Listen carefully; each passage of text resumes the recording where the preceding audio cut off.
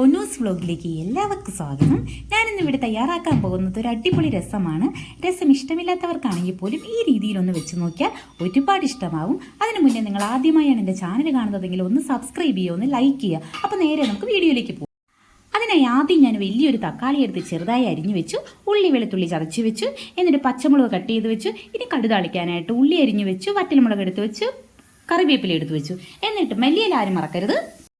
രസത്തിന് ടേസ്റ്റ് ഏറെ കൂടുന്നത് പുളിയും ഉപ്പും ബാലൻസ് ആകുമ്പോഴാണ്. അതിനെ നമുക്കൊരു കുറച്ച് പുളി എടുത്ത് വെള്ളത്തിലിട്ട് പിഴിഞ്ഞു അരിച്ച് മാറ്റി കുറച്ച് വെള്ളം ഒഴിച്ച് മാറ്റി വയ്ക്കാം. എന്നിട്ട് ഉപ്പിടാൻ ആരും മറക്കരുത്. ഉപ്പ് ഇട്ട് മാറ്റി വയ്ക്കാം. നമുക്ക് പതിവ് പോലെ നമ്മളെ ചട്ടി എടുത്ത് അടുപ്പത്തേക്ക് വെച്ച് സ്റ്റൗ കത്തിച്ച്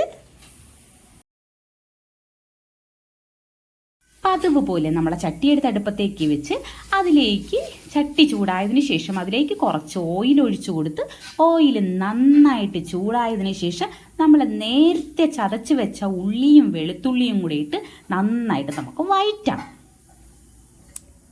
നന്നായിട്ട് വഴണ്ട് നല്ലൊരു ബ്രൗൺ ഷെയ്ഡായിട്ട് വരും. അതിനുശേഷം അതിലേക്ക് നമ്മൾ ചെറുതായി അരിഞ്ഞു വെച്ച നമ്മുടെ തക്കാളി എടുത്ത് അതിലേക്ക് ഇട്ട് കൊടുക്കും. തക്കാളി എടുത്ത് നന്നായിട്ട് വഴറ്റി,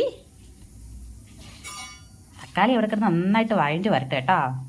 അതുവരെ നമുക്കൊന്ന് അപ്പം അതിന് മുന്നേ ഒന്നുകൂടി ഞാൻ പറയാണ്, നിങ്ങൾ എൻ്റെ ചാനൽ ആദ്യമായി കാണുകയാണെങ്കിൽ ഒന്ന് സബ്സ്ക്രൈബ് ചെയ്യാനും ഒന്ന് ലൈക്ക് ചെയ്യാനും മറക്കരുത്. അപ്പം നമുക്കിവിടെ വഴറ്റി വന്നിട്ടുണ്ട്. എന്നിട്ട് അതിലേക്ക് നമുക്ക് 2 പച്ചമുളക് കീറിയത് ഇട്ട് കൊടുക്കാം.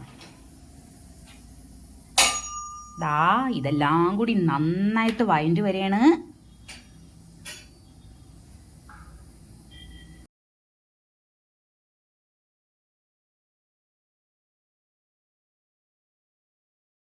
ഇതിലേക്ക് ആവശ്യമുള്ള മസാല ഐറ്റംസ് നമുക്ക് ചേർത്ത് കൊടുക്കാം. ആദ്യം മഞ്ഞൾപ്പൊടിയിട്ട്, എന്നിട്ട് കുറച്ച് മുളക് പൊടിയിട്ട്, അതൊക്കെ എരിവിന് ആവശ്യത്തിന് ഇടാട്ടോ. മല്ലിപ്പൊടിയിട്ട്, എന്നിട്ട് നന്നായിട്ട് വഴറ്റി ഇനി നമുക്ക് കുറച്ച് കുരുമുളക് കൂടി ചേർക്കണം.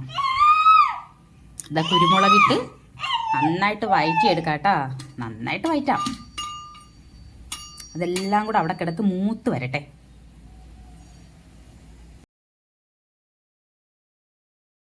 ഇനി നമുക്കതിലേക്ക് നേരത്തെ നമ്മൾ കറക്റ്റ് ചെയ്ത് വെച്ചാൽ പുളിവെള്ളം ചേർത്ത് കൊടുക്കാം. പുളിയും ഉപ്പും കൂടി ചേർത്ത് വെള്ളം ചേർത്ത് കൊടുക്കുക. എന്നിട്ട് അതിട്ട് നന്നായിട്ട് ഇളക്കി കൊടുക്കുക.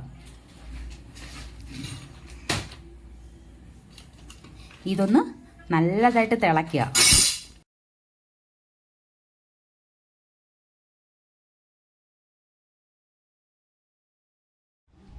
നമ്മുടെ രസം നന്നായിട്ട് തിളയ്ക്കുക. നന്നായിട്ട് തിളച്ചതിന് ശേഷം നമുക്ക് കുറച്ച് കായം ഇട്ട് കൊടുക്കാം. ഞാൻ കുറേ നേരം കൊണ്ട് കായം ഇങ്ങനെ എടുത്തു വെച്ചിരുന്നതാണ്. അപ്പോൾ അത് ഇളകുന്നില്ല. അപ്പോൾ ഞാൻ ഒന്നും കൂടി കറക്റ്റ് ചെയ്തിട്ട് ഒരു ഷോയ്ക്ക് വേണ്ടിയിട്ടാണ് ഈ ഒരു പാത്രത്തിലൊക്കെ ഞാൻ വെച്ചത്. പക്ഷെ എന്നാലും ഇളകാത്തോണ്ട് ഒന്നും കൂടെയൊക്കെ ഇട്ട് ഞാൻ ഇങ്ങനെ തട്ടി മുട്ടിയൊക്കെ ആ കായത്തിനെ ഇളക്കിയിട്ട് ഞാൻ ഇട്ട് കൊടുക്കുകയാണ്. ആ കായം നന്നായിട്ട് അതിൽ കിടന്ന് തിളയ്ക്കണം. രസം ഇവിടെ ഇരുന്ന് തിളക്കട്ടെ. നമുക്കിതിലേക്ക് കടു താളിക്കാൻ വേണ്ടിയിട്ട് ഒരു ചീനിച്ചട്ടി എടുത്ത് അടുപ്പത്തേക്ക് വെക്കാം. അടുപ്പത്തേക്ക് വെച്ച് ചൂടായതിനു ശേഷം അതിലേക്ക് നമുക്ക് വെളിച്ചെണ്ണ ഒഴിച്ച് കടുകിട്ട്, എന്നിട്ട് നമുക്ക് അരിഞ്ഞു വെച്ച ഉള്ളി കൂടി ചേർത്തിട്ട് 2 വറ്റൽമുളക് എടുത്ത് വെച്ചിട്ടുണ്ടായിരുന്നു, അതുകൂടി നമുക്ക് അതിലേക്ക് ഇടാം. അതിലേക്ക് ഇട്ടിട്ട് കറിവേപ്പില ഇട്ട് കൊടുക്കണം. കറിവേപ്പില ഇട്ട് കൊടുത്തിട്ട് കറിവേപ്പില അവിടെ നന്നായിട്ട് വഴറ്റി വരുമ്പോൾ നമ്മൾ രസം തിളച്ചുകൊണ്ടിരിക്കുകയില്ല. ആ രസത്തിലേക്ക് നമ്മൾ ആ മല്ലിയില ചേർത്ത് കൊടുക്കാം. മല്ലിയിലയും ചേർത്ത് കൊടുത്തിട്ട് നമുക്ക് രസം ഒന്നുകൂടി നന്നായിട്ട് ഇളക്കിയെടുക്കാം.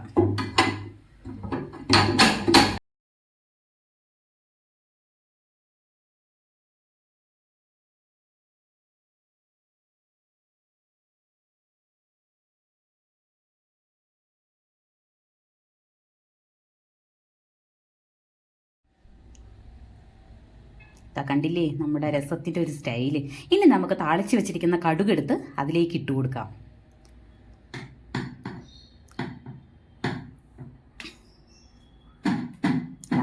ഇവിടെ നമ്മളാ രസം അടിപൊളിയായിക്കൊണ്ടിരിക്കുകയാണ്. അപ്പോൾ നിങ്ങൾ ആദ്യമായാണ് എൻ്റെ ചാനൽ കാണുന്നെങ്കിൽ ഒന്ന് സബ്സ്ക്രൈബ് ചെയ്യാനും മറക്കരുത്. അപ്പോൾ എൻ്റെ രസം ഇഷ്ടപ്പെട്ടല്ലോ. അപ്പോൾ എല്ലാവരും ഒന്ന് ലൈക്ക് ചെയ്യുക. വീണ്ടും നല്ലൊരു വീഡിയോയുമായി കാണാം. Tata, bye bye, okay, see U.